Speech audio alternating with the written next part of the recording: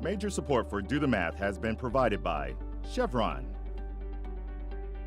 the Kern County Superintendent of Schools, California Resources Corporation, Kern County Water Agency, Kern Schools Federal Credit Union, Panama Buena Vista Union School District, and Bakersfield City School District, with additional production assistance provided by these supporters of education in Kern County and throughout the state of California.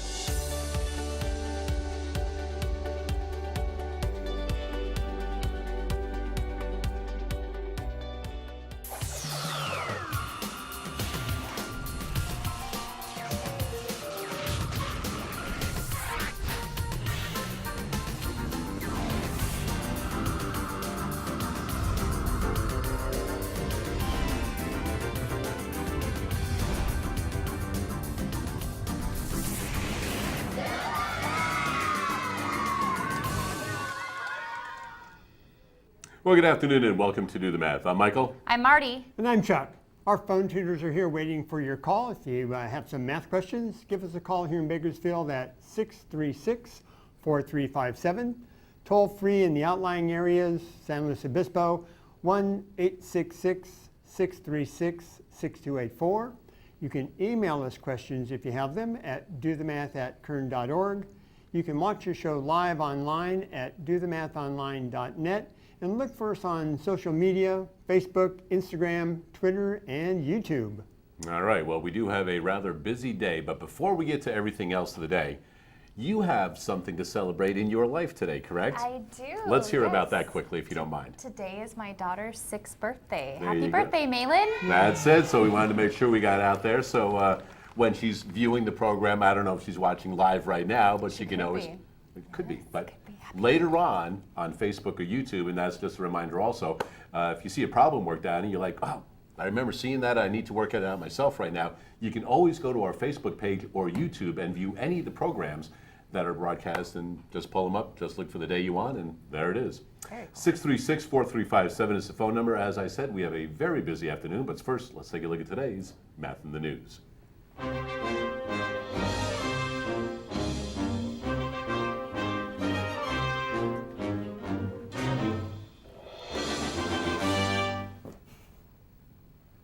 All right, here we go. Today's Math in the News.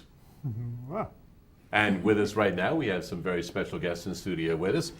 How are you, Jan? I'm good. How are you? Nice to see you Nice to again. see You were you here last again. year. I was. I had a great time. And I'm glad that it was a lovely time because you're back again this year. Yes. So that's nice. And in studio with us, we have someone we're going to perform experiments on, correct? Since you're here for Science for Kern, electricity and things like that. His eyes got a little wide right there. No. But anyway, Jeff is in studio with us. Jeff, why don't you let everybody know where you go to school and what grade you're in? I go to Berkshire Elementary, and I'm in 6th grade. Okay.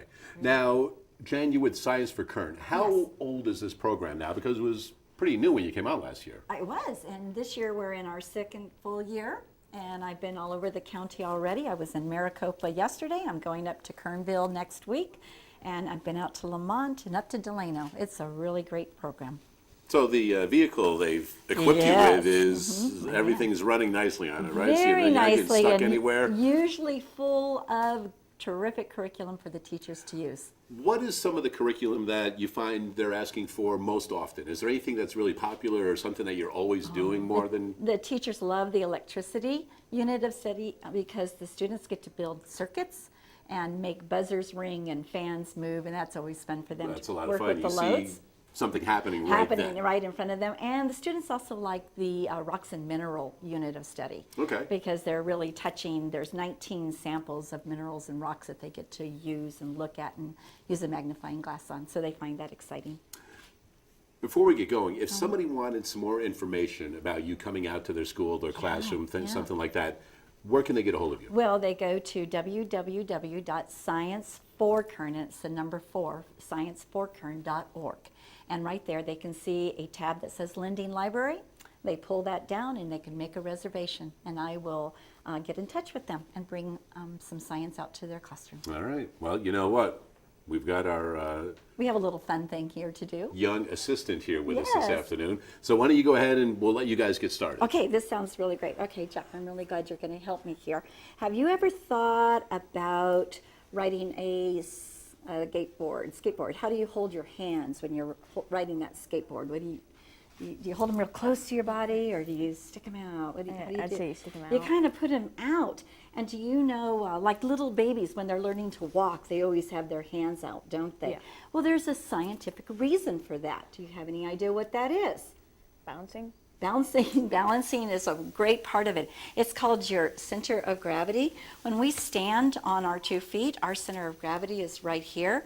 But when we put one foot in front of the other, we become more narrow and it's easier to tip over. So we have to balance ourselves, balance that center of gravity. So with that in mind, I'm going to ask you this question. Do you think you can get this toothpick to stand on the tip of your finger? Give it a try. Do you think you can do that? You hold it and you give it a try. No. No, try one more time. Yeah, I was going to say, that's pretty quick. Try it again. One more try. Okay, but excellent job in trying. There is a way we can make it happen. This has a very narrow center of gravity, all right? We can expand it by doing just as the tight rope walkers do. Have you ever seen them on the high wires? Yeah. Anyway, we can add wire to it. Why don't you go ahead and do it? Okay. So You can twist it around. Sure, we just want to twist it around a little bit. Maybe one more time around and make it a little tight. There you go. And what we've done is we've increased the center of gravity. Now, let's give it a little Tighten it up a tighter. little bit there. Tighten it up a little. And And I think if Jeff was not as firm in his finger, it could have stuck in there maybe, and then he could have maybe. balanced that on Yeah, there. but we didn't want to see any blood today. Here, let's give that a try. You do it. There you go. Ooh, You got there it. you go. And I have mine right here. And what we did was we took something that was very narrow and we made it wider, expanded the center of gravity so that it would have a better balance. Great job. Nicely done. Thank you very you. much for That's that. So quick and easy little things that you can show teachers and they can use them another time. They can expand on the concepts that you're bringing into the classroom. Absolutely, absolutely. And this just, it'll stay with you. You'll always remember. You kind of knew a little beforehand, but when we put a picture with it, such as a high wire artist or even riding a skateboard or a surfboard, and why do we put our hands out? We do it instinctively, but there really is a science reason why behind it. Now, Jeff was a nice sport to come up and do this. Yes. If you were put on a tightrope, would you be game for trying something like that if we gave you a nice big long bar to kind of balance yourself with? Maybe if we were an inch off the ground. What do you Okay, well, think? see, there you go. I didn't say how high you had to be off the ground, as long as you are game for trying it out I like would that. try it. I So, would. Thank you very much, Thank Jan, for you. coming in. And once Thank again, Science you. for Kern. If you'd like more information about Science for Kern, go to www.scienceforkern.org. all right, Perfect. beautifully done right Thank there. you. 636-4357 is the Appreciate phone it. number. We do have phone tutors available until 5:30. Right now, a repeat phone caller from Buena Vista. April, how are you today? Hello, April. Hi. And you are a 6th grade student, correct? Yes. All right. As soon as you're ready, let's hear the math problem that you're working on. Okay. I'm trying to make 13 from the 4 numbers 5, 8, 12, and 6. All right. Well, we'll go 5, ahead and 8, get 12, the and 6. screen up for you in just a moment. And there we go. So the numbers you gave me were 5. What were they again? 5, 8, 8, 6, and 12. and 12. Okay. Now, before you get started, Chuck, we had a young viewer phone in yesterday with this problem. And Okay. April, are you looking to make the number 13 out of those? Yeah. Okay, and we did this yesterday, and Okay. you're the lucky caller today because we'll do this once. And I know there are some other students that phoned in, and we said, make sure that you view the program today. You'll be able to see how we do this. But before we go ahead and get to 13, I think Chuck is going to want to talk to you a little bit about possibly getting some other numbers and how you go through that process. Yeah, April, have you tried any combinations and gotten any results? I mean, maybe not 13, but what have you gotten? Yeah, the closest I've gotten is 15. Okay, why don't you tell me what that was? So we get kind of an idea of what you're working with here. You can use any operations, is that right? Yeah. Okay, so we can add, subtract, multiply, and divide? Mhm. Okay, so why don't you tell me, let's give it a shot and see if we can get 13. So what did you do to get 15? I did, let's see, Or let's just try something and see what we get. Maybe not even 15, so let's just try something. okay. We could try 12 minus 6. 12 minus 6, and we know that's going to be 6, right? Yes. Plus 5 plus 8. Okay, so if we just added and subtracted, now you can use parentheses also, right? Yeah. Okay, so we might think about using parentheses also. So let's see, with just an order of operations, we're going to go 12 minus 6, so that's 6, plus 5, right? That's going to give us 11. And then plus 8, that looks like that's going to give us 6 plus 5, 11. So we got to 19, didn't we? Right? We got to 19. Yeah. So let's see, do you think we could get a little closer than that? So we have a 6 here. We need a 7, right, to make Yeah. 13. Doesn't look like I can make a 7 out of 5 and 8, though, does it? No. So I've got a 12 here. Wow, I only need one more to make 13. So I don't know. Let's see. Is there any way I can make, let's see, 12 a 1 out of this? Well, I can go 6 minus 5. That's going to give me a 1, but then I've got that 8, don't I? So let's see. We did 12. Yeah. Let's see if we can do, let me see if I can get rid of this. What happens if we started with 12 and did, I don't know. How about if we added, we have 6 and 5. We want to keep it small, don't we? Yeah. So what if we did something like 8 and did some subtracting, like 8 minus 6 minus 5, or 6, let's see, we can do 6 plus 5, right? Yeah. And then what happens if we subtracted that 8? Because this is way too big, isn't it? Yeah. Something like that. So what's that going to give us? That's going to give us 12 plus 11. That's going to give us 23 minus 8. Didn't you say you had gotten 15 before? Yeah. So what's 23 minus 8? It's 15. Yeah, so 15, we're getting much closer, aren't we? All right. So is it time for the clue? So let's try Not yet, something. not yet. The problem we have is we can get pretty close to 13 with 2 of the numbers, right? Yeah. Like the 12 is real close. The 5 and the 6 gives us pretty close also, doesn't it? 5 and 6 gives us 11. So let's see if we can do something with these numbers and get a little bit closer. Oh, that's interesting. So let's see. Let's do 5 plus 6. That was our 11. Now the question is, can we only need 2 more, don't we? Yeah. We only need 2 more in there, and we've got to make, and here was the trick yesterday. Mr. Cushon said that we can use any of the operations.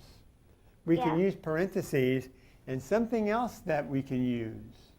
Read the directions at the top of the paper once Oh. again, because I think it Even says mentions it? to What use does it. say So at the April, top read of the the directions page? at the top of the paper. The numbers from 1 to 13 can be formed using the 4 cards below.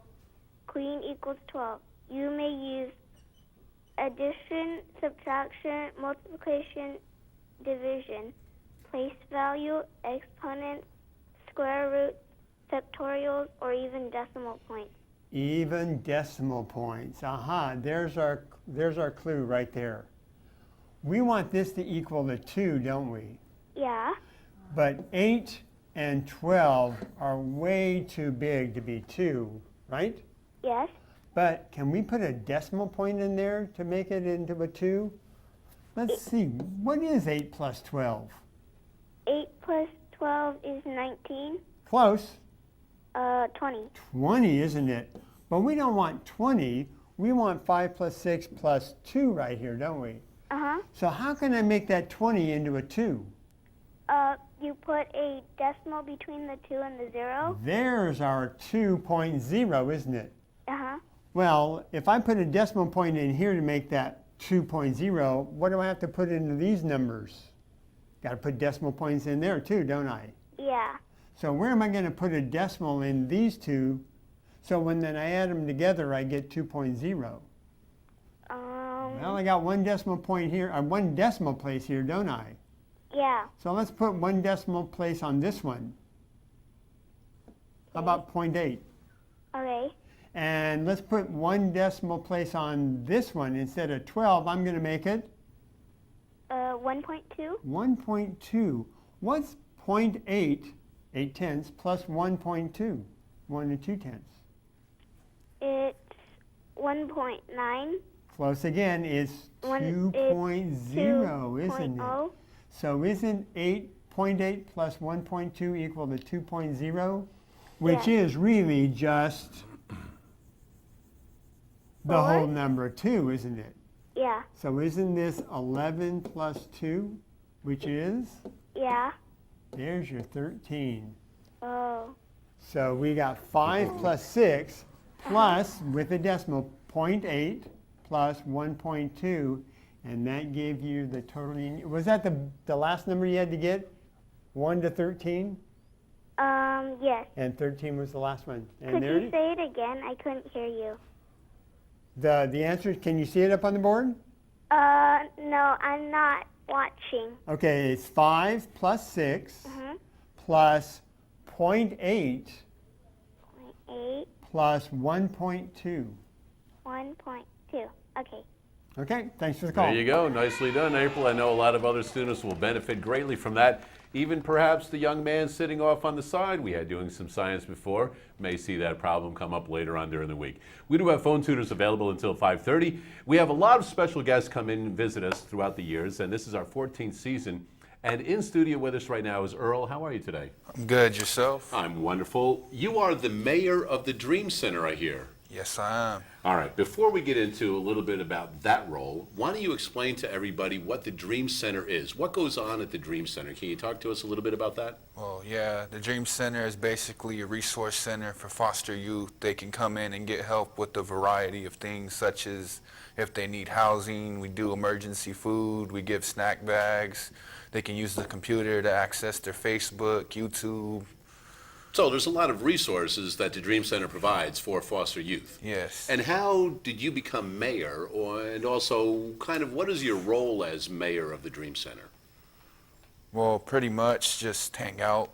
All right, so you're there on a pretty regular basis then, right? Yes. So you're there to help out anybody that comes in if they're kind of new to the Dream Center and kind of get them going with Yes. the resources that are there? Yes. All right.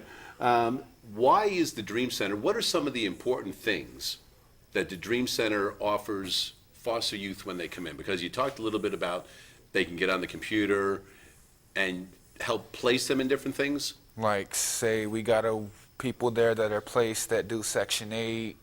We have IOP social workers stationed there. We have TAY services stationed there.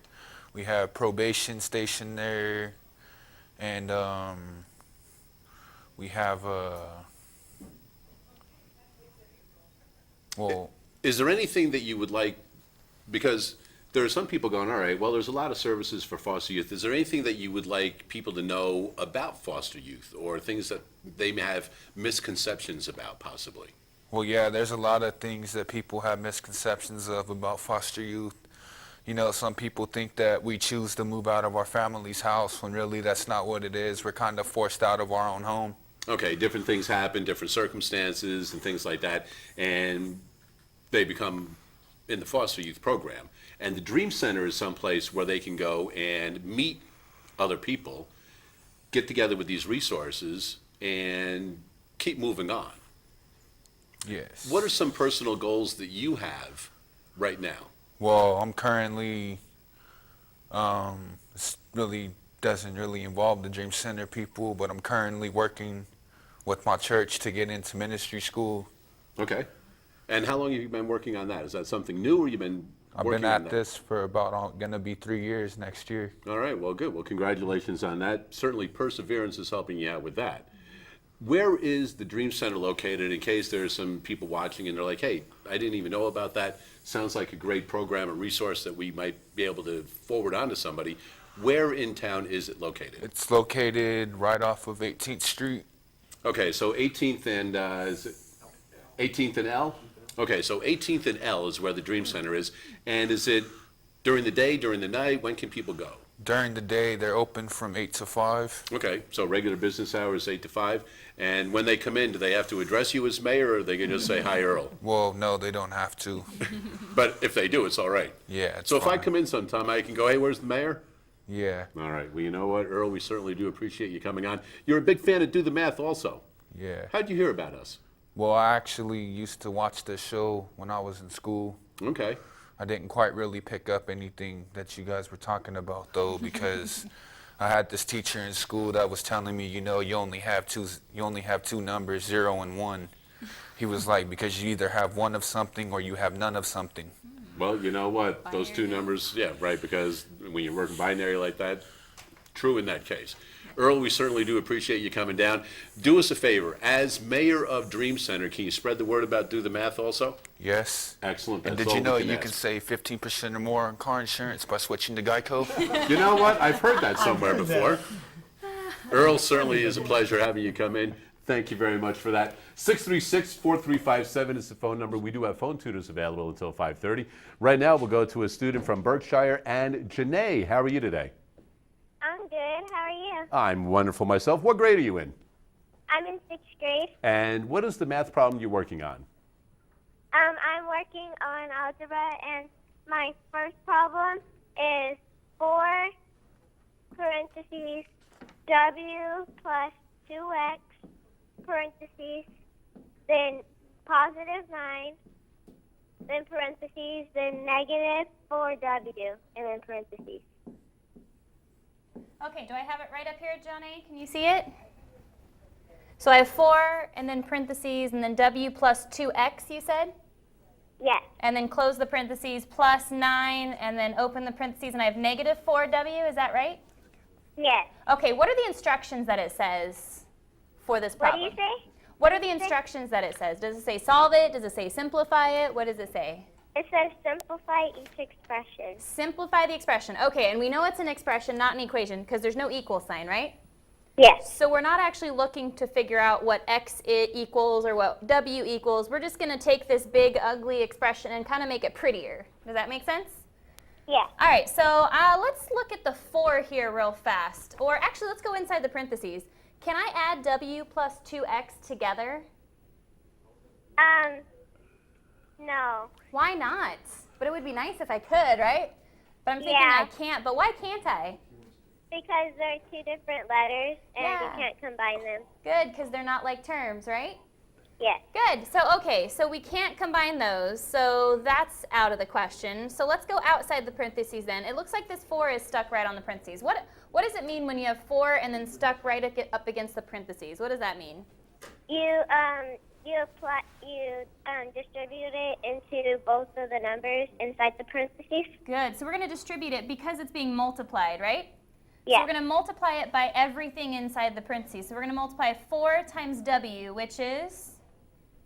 4w. Very nice. And then I'm going to multiply 4 times 2x. What do we get there? So yeah, what's 4 times 2? 8. Good, 8. And then you bring your x down, yes? So instead of 2x now, you've got 8x because you multiplied it by 4. What goes in between these two terms right here? A positive. Beautiful. Okay, so now let's do the same thing over here with 9. Now I could say let's distribute the 9, but really there's only one term in here, right? So Yeah. really we're just multiplying the 9 times negative 4, because again, when it's smushed, that means multiplication in mathematics, right? So what is 9 times negative 4? Positive 9 times negative 4. Positive 36. Ooh, close. What's a positive times a negative? A a negative? It is. A positive times a negative is always a negative. So we have negative 36W. Is that right? Yes. So now my first step is complete because now I have no more parentheses, right? So it's already Yes. starting to look a little bit more simple, correct? All right, now there's one more step I think I can do. I can combine what? I can combine the two W's. Yes, the 4W and the negative 36W because they are, what's that word? They're like, they are like terms, right? Because they have Yes. the same variable, so they're like terms. So what is 4W minus 36W? Because that's a negative 36, right? Yes. So what's 4 take away 36? Negative 32W. Negative 32W, very good. And so then I just have the 8x kind of hanging out, no one to put him with because there's no other x anywhere, right? Yes. So where should I put him? Should I put him in the front or should I put him in the back of 32W? What do you think? In the back. In the back? Okay, you could put him in the back. Actually, it doesn't really matter, but mathematicians like things to go in alphabetical order. So what comes first in the alphabet? Does W come first or does X come first? W. W does. So we'll go ahead and put the X after that. And is he a positive 8 or a negative 8? Positive 8. So I'm just going to put plus 8X, and I can't combine those, right? Yes, you can't combine So them. that is my final answer, and it is simplified. Nicely Janae. done. Janae, you still online with us? Yes. All right, well, that was such a beautiful problem, I and you have did it so another well. We've got a certificate for you, courtesy of our friends at Johnny Rockets. And I think you had another one of those you had to work on? Yes. All right, well, here's what we're going to do. We're going to have you phone in with one of the other phone tutors because we have another phone call to get to. And then what you can do is you can make sure that you're doing that problem right. And then if we have some time, we'll put you on again. We'll do another one of those, but we'll give you an opportunity to try one on your own right now, okay? Okay. All right, sounds good. 636-4357 is that phone number. We do have phone tutors available until 5:30. And you know what? I know that we have some other students waiting to get online, but as a reminder, every time you phone in to do the math and we do one of your math problems on TV, your name is automatically entered into a drawing, and that drawing every single day is for a family 4-pack to go see the Bakersfield Condors. Not a bad deal. Not a bad You deal. can also win some instant prizes, just like Janae did right there, going to see Lydia over at Johnny Rockets in Yummy the marketplace. food over there. I happened to see Lydia at the Music Fest over at CSUB over the past weekend. Oh, wow. They had a booth over there for the hamburgers and stuff. Went over, said hi to her, and she was just happy as can be that they're still part of Do the Math, and we certainly do love having those guys a part of Do the Math. Anyway, we do have some other phone calls to get to. A very special guest coming up later on this hour. But back to the Henry C. Garnett Water Purification Plant in Bakersfield for part 5 of our special 6-part Do the Science series on water. Today we go into the lab. We've seen how your water is purified. Now we'll learn how they test it to make sure it's the very, very best for you to drink.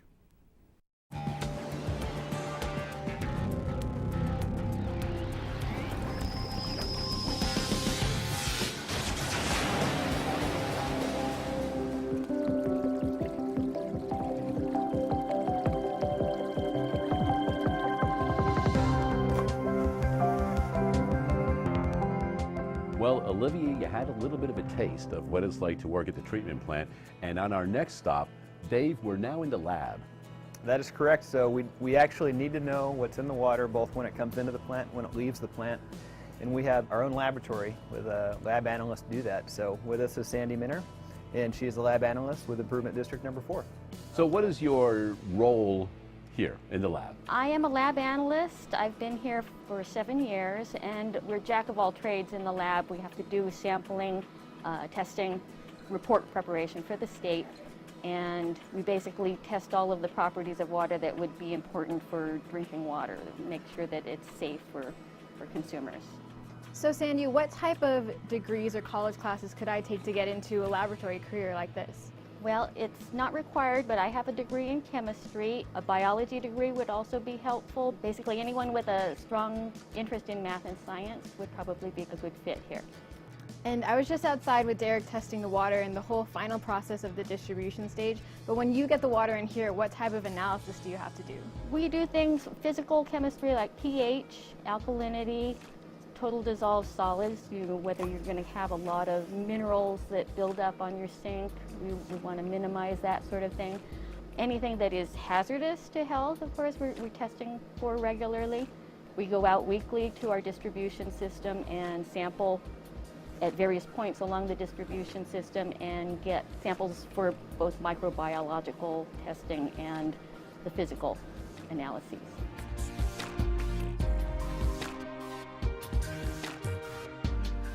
Well, I know in a lab there are a lot of great toys that a lot of people would look at and go, you know what, I really am interested in that, how that works.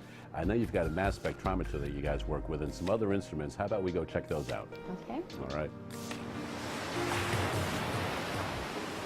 Dave, we're at the other end of the lab, and who have we got with us now? This is Paul Wagner. He's our laboratory supervisor. We do a number of tests here to make sure that the water that we are treating meets or exceeds federal and state regulations, and we have a number of instruments that we use to accomplish that. Ion chromatograph, and this instrument is used to measure analytes such as chloride, sulfate, nitrate, nitrite, fluoride, things like that. And so those are some of the inorganic anions.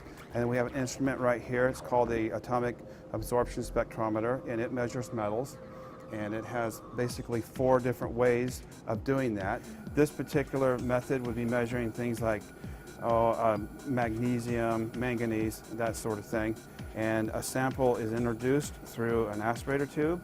This is just water right now. And you can hear the change in tone there, so you know the sample's going in.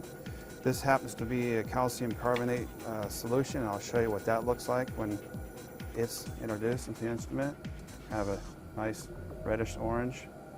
There are lamps that emit a specific wavelength going over and through the flame. As the sample is introduced, energy is emitted from the electrons in the analyte that we're looking for, and in that way we're able to measure the intensity of the peak.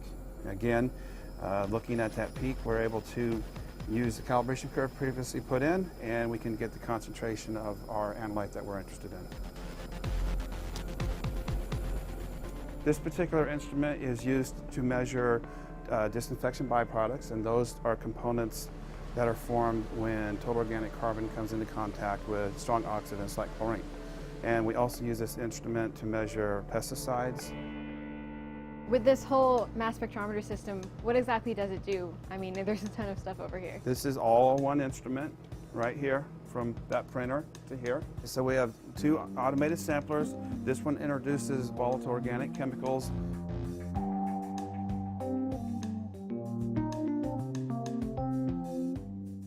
And this one introduces taste and odor compounds.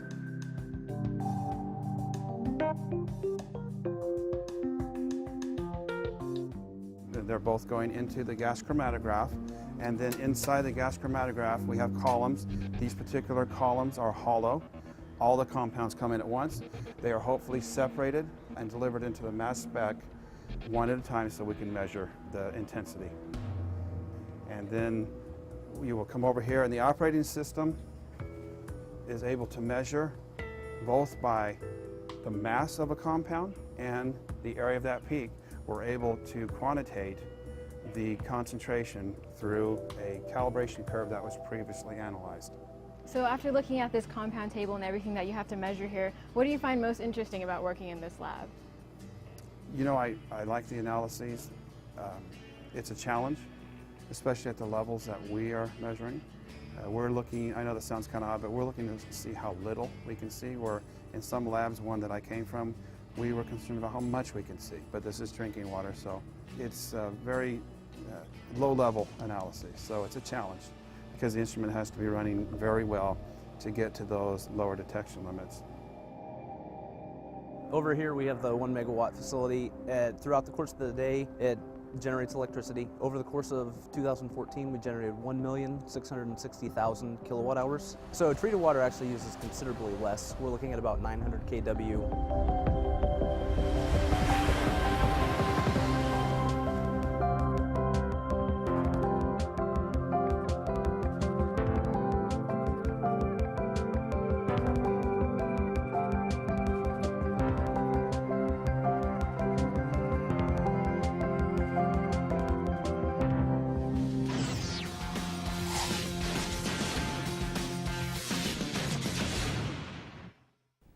And just a reminder, we do have phone tutors available until 5:30 on most Tuesdays and Wednesdays throughout the regular school year. Encore, encore. He's back again. There we go. Jeff, how are you?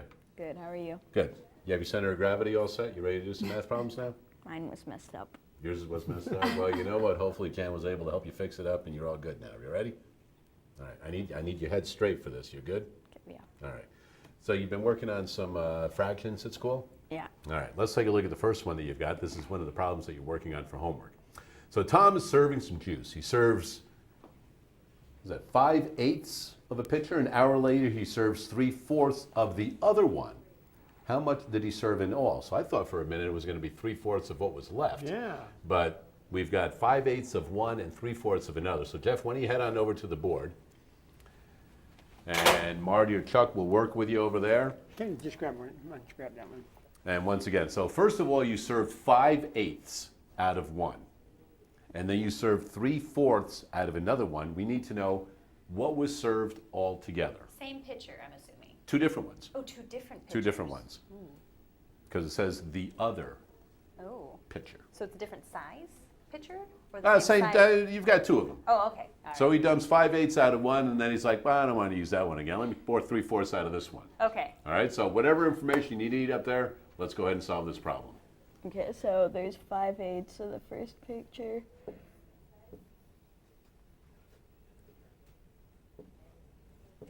Doesn't want to do that. Okay. Honestly. And then there's 3/4. 3/4.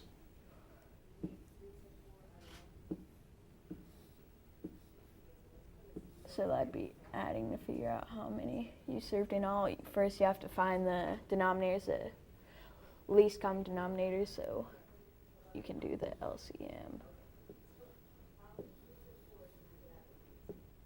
And Jeff, for students that are watching right now, you're writing LCM. What does that mean? What are you looking for exactly? It's a least common multiple. With numbers, you can do like 5, 10, 15, 20, 25. Okay. And you can have two numbers doing it, and you want to find the lowest number that's the same for each number. All right. So let's see. No.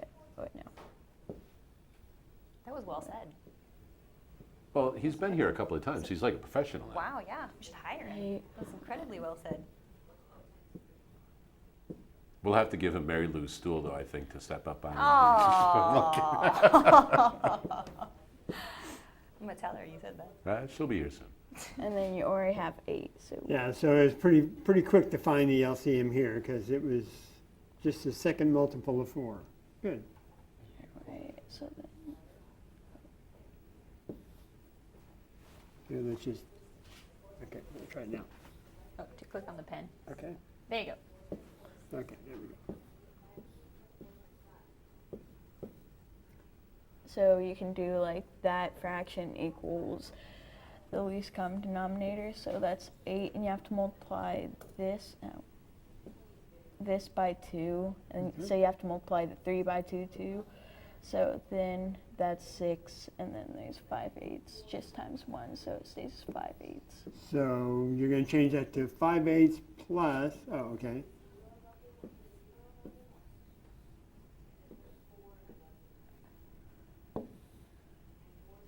Yeah, make sure just the pin's touching there. And then you just add them, so that's going to be 11/8. So then you have to simplify. You can't keep as an improper fraction, so it equals 1. And where did 1 come from? That's a whole number because 8's on the bottom, and 8 can go into 11 8 goes once. in 11 one time, so there's your whole number, right? So then there's 3/8. And you can't simplify it, so. that's the Okay, answer. so you said that you have the whole number, so that 1 is 8/8, isn't it? And then 11 minus 8 is the 3 left over. Good, great. So Nicely done. Nice use of the vocabulary as well. Yeah, very good. Come on over here, Jeff. 636-4357 is the phone number. We do have phone tutors available until 5:30. Now, we have a student calling in, and we're going to have you do one of your problems again in a moment. But this is like a little test run for you right now. As this, we have no idea what is going to be called in right now. I want you just to think while the student is calling in how you would approach this problem, okay? We're going to go to the phones right now. And Samantha from Laurel Glen, how are you today? Hello, Samantha. Hi, What grade are you in? 6. Sixth grade, perfect. You're in sixth grade. So let's see if you can take care of this problem. Just think about it, all right? Samantha, as soon as you're ready, let's hear the math problem you're working on. Okay, so the math problem is we have 2/5 times 1/4, and we have to divide the numerator and denominator by the greatest common factor. Okay, so you said 2/5 Yeah. times 1/4, Yeah. and then you have to do what was that? We have to simplify by dividing the numerator and denominator by the greatest common factor. So it sounds like So you you're simply gonna have to get the solve answer it. first. Oh, and then okay. and then reduce it. And then reduce. Okay, Hey, that you was brought said. up the shapes and all their names again. Let's get rid of that. Oh, for my now. bad. Okay. All right. So do you remember, Samantha? Do you remember how to multiply fractions? You just multiply across. Yeah, straight across, which is one of the nice, easiest things you can do with fractions, right? Multiplying fractions is my favorite. So multiplying 2 times 1 gets you what? 2. 2. And then we're going to multiply 5 times 4, which gets you 20. 20. Okay, so here's the part where they said divide the denominator by the least common multiple. Is that right? No, the greatest common factor. The greatest common factor. I'm assuming they're saying between the top and the bottom number. So if the top number is 2 and the bottom number is 10, what's the common factor? What's the least or greatest common factor that we've got? What? Is there a number that goes into both 2 and 20? 10. 10 doesn't go into 2 because 10 is too big. Oh, but 10 2? does go into 20. Oh, I'm sorry, I 2. think you said it. Did you say 2? Yeah. Okay, so 2 goes into 20 and 2 goes into 2. So those are factors, right? So when they say greatest, so the GCF, the greatest common factor. So greatest obviously means largest, right? Mhm. Common means they both have the same number in common. And factor means you could break up 20 into like 2 times 10, and you can break up 2 into 2 times 1. Those are factors, right? So the greatest common factor between both of those numbers, you said, was 2. So we're going to divide them. So the next step was divide by the greatest common factor, which was?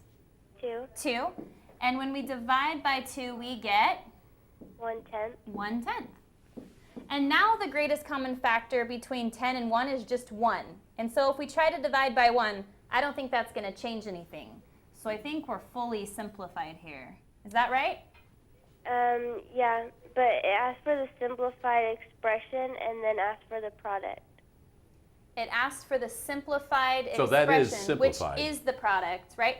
So the product is the answer after you multiply, and then it's simplified. So that's the simplified expression of the product. Does that make sense? Yeah. Do you have another one like that you need to work on, Samantha? Yeah. Good. Let's hear that, and we're going to send our newest associate back up to the board Would you have because done I the had same or would you asked have done it Jeff if he knew how to do differently? this, and so we're going to have him help you out a little bit also with this, and it will help him as well. So Samantha, as you're ready, let's hear that next problem you're working on. So the next one is 4/5 times 5/8. So 4/5. Let's see here. Pen. Be nice. There we go. 4/5. Okay, there we go. Times 5/8? Yeah. Okay. So we're going to have you and Jeff talk about this one and see if you guys can get through this problem together. Okay. Got So this, Jeff, how would you like to start this? You can ask Samantha questions or however you like to do this. First, I would want to find you have to find the greatest common multiple for it, or? Ooh, that's a good question. Samantha, do we need the greatest, do we need a common denominator? It doesn't say anything about that. What So did you get a common denominator for last time? What were we doing with the fractions? Oh, wait.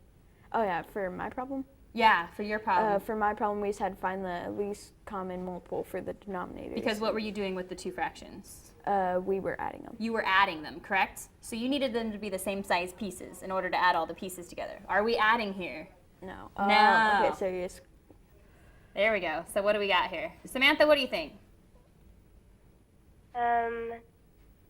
That you just multiply across. Okay, so let's multiply straight across. So 5 times 5 is 25. Oh, whoa, whoa, whoa, whoa, whoa. Straight across, diagonally? Oh. You're doing the cross Yeah, product, no. son. So when we're multiplying straight across, we're multiplying literally. Yeah, it's just 5 times. There we go. Okay, which actually you don't need to erase anything. Oh, yeah. I There just we use go. 0. So we get 4 times 5 is 4 times 5 is 20. Beautiful. And then 5 times 8 is 40. 40. So, Okay, perfect. Now what? So we found the product. could we simplify it? Can we simplify it? Samantha, can we simplify it? Yeah. All right, what do you think we would simplify it by? 5. By 5. Jeff, what do you think we could simplify it by? We could simplify it by, like, we can make it into 1/2. Into 1/2? Yeah. How did your brain do that? What did you do in your brain? Just multiply, divide 40 by 2, and that's 20. Divide 40 by 2, and that's 20. Yeah, but we so- have to divide by a greatest common factor. So Oh. Samantha, you said 5, right? Does Yeah. 5 go into 20 and 40? Yeah. Yes, but is it the biggest number? Because we want the greatest No. common factor. What's the biggest number that goes into 20 and 40? 20. 20. So you could divide by 5, but you're going to then have to keep dividing and keep simplifying. Or we could just find the biggest number. So let's go ahead and divide both by 20. So it's 20 divided by 20, he says, is 1. Agree? Yeah. Okay, what goes on the bottom, Samantha? 20. 20, we're dividing 40 by 20, right? Yeah. So 40 divided by 20 is what? 40 divided by 20. 2. 2. There we go. So Jeff, were you right about 1/2? Yeah. Yeah, but you thought about it differently, didn't you? So we get 20, isn't 20 half of 40? So Yeah. that's what you were thinking, right? Do you see that, Samantha, that 20 is just half of 40? Yeah. So our answer is just 1/2? Yeah. Very cool. What do you think, Samantha? Does that make sense? Yeah. I Good think job, so. Jeff. Thank you, Samantha. All right, nicely done with that, Samantha. Do remember, if you have some more problems like that, we do have phone tutors available until 5:30. 636-4357 is the phone number. Don't forget, if you're calling in allied areas of Kern County as well as San Luis Obispo County, that phone number is toll free at 1-866-636-6284. As a reminder, you call from San Luis Obispo County, we do your problem, you're automatically going to Doc Bernstein's Ice Cream Lab. You ever been there? No. It's on the Central Coast, so it's not around here, so that's an easy reason. I've only been there because we went over there to see what was going on. So if you're over in the Central Coast sometime and you see a Doc Bernstein's Ice Cream Lab, you make sure whoever you're with say, hey, we need to go in there and hit it, and you walk in and you go, hey, Doc, what's up with Do the Math? You guys sponsor Do the Math? I'm a guest regular on Do the Math. You get some ice cream, I bet you, out of that, all right? Sounds delicious. All right. You know what? We'll wait for our next phone call to come in. We're trying to get that person online right now. So in the meantime, we will have you do another one of your homework problems. You ready? All right. Let's take a look at number 2. Okay. Rosa checks to see how much of the cheese has been eaten. Mice in the house, maybe? Maybe. All right, let's see. One block has 2/3 left. The other has 3/4 left. How much is left altogether? So we have 2/3 of one block left and 3/4 of another block left. And altogether we need to know how much is left. Okay. So first you have to find the least common multiple. Least common multiple. So you can do 3 and then 4. So for 3 it goes 3, 6, 9, and 12. For 4 it goes 4, 8, and then 12. So again, you didn't have to go very far to get your least common multiple. Okay, there it is. Okay, so then you have to make each of these into 12ths. So 2/3, that's Okay. so if 3 times 4 is 12, then 2 times 4 is 8. So then there's that, and then you have 3/4. 4 times 3 is 12. So 3 times 3 is 9. So then you just add those, and you get 17 twelfths. You can't keep it like that, you have to simplify it. So it turns into 1 whole block of cheese. And again, you got that by dividing 12 into Yeah. 17. You did that in your head, okay? And then you have 5 left of 12. And you hit your remainder. So you just did Yeah. that little division problem in your head. You got 1 whole, 12 twelfths, and you had 5 twelfths left over. Good. And let's see, what was this? This was in pounds, ounces? In terms of the context of the problem. I would say Or just fractions of the just cheese? fraction, just No the units. So how that much part cheese of the block. is that? Right. We're going to go pounds, I'm going to think here. So you Okay. have So it's 2/3 what of a fraction- pound of a block left. But Jeff, what does the 1 whole mean about the cheese then? That means there's 1 whole block of 1 cheese. whole block and some extra. Yeah. Right. 5/12 extra. Okay. Okay. He's got it. Do you have a favorite type? Of cheese? Yes. Absolutely. Sharp cheddar. Chuck? Probably Munster Favorite type there, young man? cheese. I'd say sharp cheddar. All right. Good kid. I like the mozzarella. Oh, the mozzarella. I like that one. Okay, 636-4357 is the phone number. Phone tutors are available for about another 40 minutes or so. Right now, we'll go back to the phones. And a student from Tevis, Joseph, how are you today? Good, how are you? Wonderful. Are you in 7th or 8th grade? Yes, 7. 7th grade, okay. As soon as you're ready, let's hear the math problem that you're working on. Okay. -6 divided by -3/4. Oh, Lordy mercy. Okay, Your and that's favorite the kind of problem? right? Which Yeah. is, if we're talking conceptually, how to actually teach you how to divide with fractions, I do not have enough time to teach you how to actually understand what this is, because dividing, because there's just too many division bars. So dividing by a fraction is bizarre when it comes to actually like what it is you're doing. There's a cheap shortcut, which I can show you, which kills me a little bit inside, but I guess I can show you. What we're doing is we're taking 6 and dividing it by 3/4. Do you happen to know this shortcut, first of all, before, Joseph? Have you heard this shortcut? No. No. Oh, okay. Does your teacher did not show you the shortcut? Ooh, I feel bad. No, she just told us like to cross cancel and keep kick flip. Oh, okay. All right, so hold on. Before we start cross-canceling craziness, what we do is I'm going to write 6. So 6 is like my numerator, right? Yes. And 3/4 is the denominator. So I'm going to turn this division bar into a division sign, which it might be written like this on your paper. Is that right? Yes. Okay, so yours is probably written like that. Okay, so we are going to take 6. We're going to leave 6. So the little mantra is keep, change, flip, which is crazy. But you're going to take 6 and leave it alone, right? What does it mean by change division then? What are we changing it into? A fraction? Ooh, close. Well, we just came from a fraction, right? So we actually take the division sign and turn it into multiplication.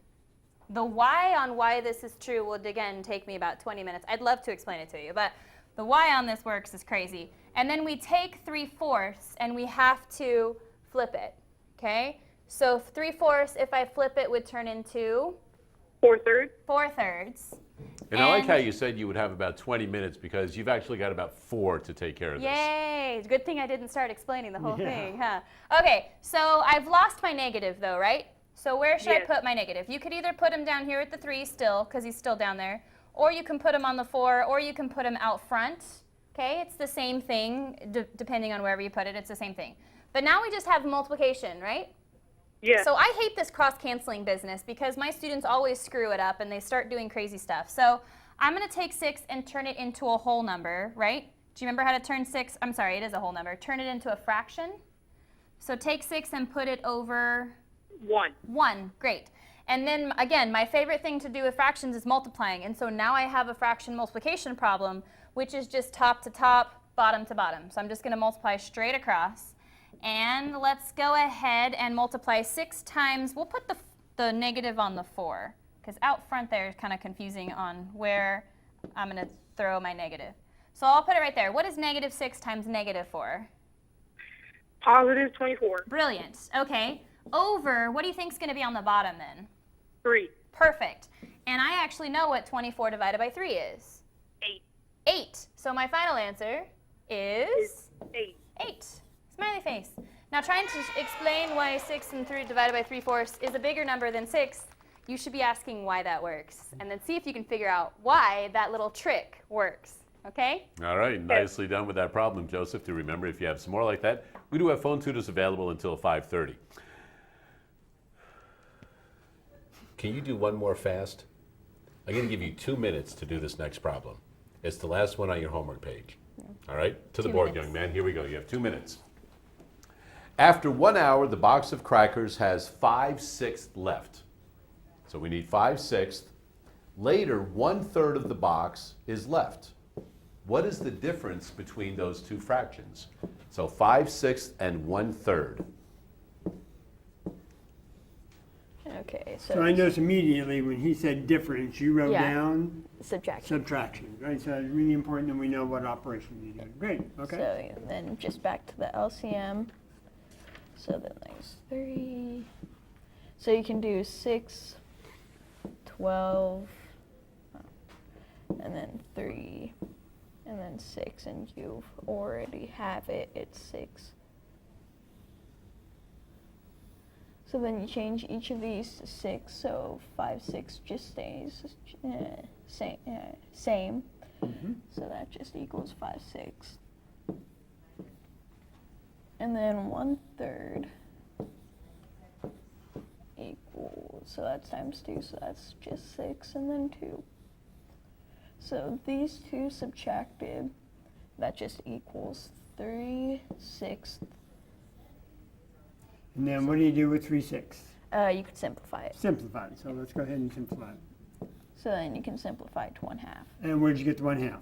Because 3 is half of 6. If you divide 6 by 2, that's 3. Or if you go back to the problem we had before, we're going to divide both of them by the greatest common factor, right? So what's the greatest common factor of 3 and 6? 3. 3, so we divide the top by 3, divide the bottom by 3. So that's what you did in your head when you did that, right? And looks like the answer is half, and I guess it's half a box, huh? Right. Nicely done. So Great. come on Very over, good. Jeff. A couple of things we need to take care of. One, you were able to come on the program today, did a little bit of science, learned about the center of gravity. You were able to do your problems kind of on your own with a little bit of assistance right there. You were able to help another student phone in with their math problem. And then you were able to do your final problem under a time limit pressure. Nicely done. It was a little bit of pressure. A little bit of pressure, but you know what? You got it done with time to spare. for free. Now your last duty of the afternoon. We need to find out who's going to see the Bakersfield Condor. So in here are all the kids that phoned in today. Why don't you pull one of those out of there and we'll find out who's going. Joseph from Tevis High, from Tevis From Junior Tevis High. Junior High, so there you go. Congratulations to Joseph. Nice work today, Ambassador. I know you'll be spreading the word about Do the Math. And until we meet again, continue to do the math.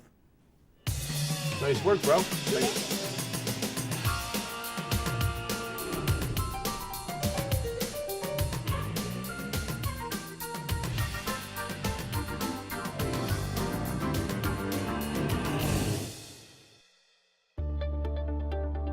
Major support for Do the Math has been provided by Chevron,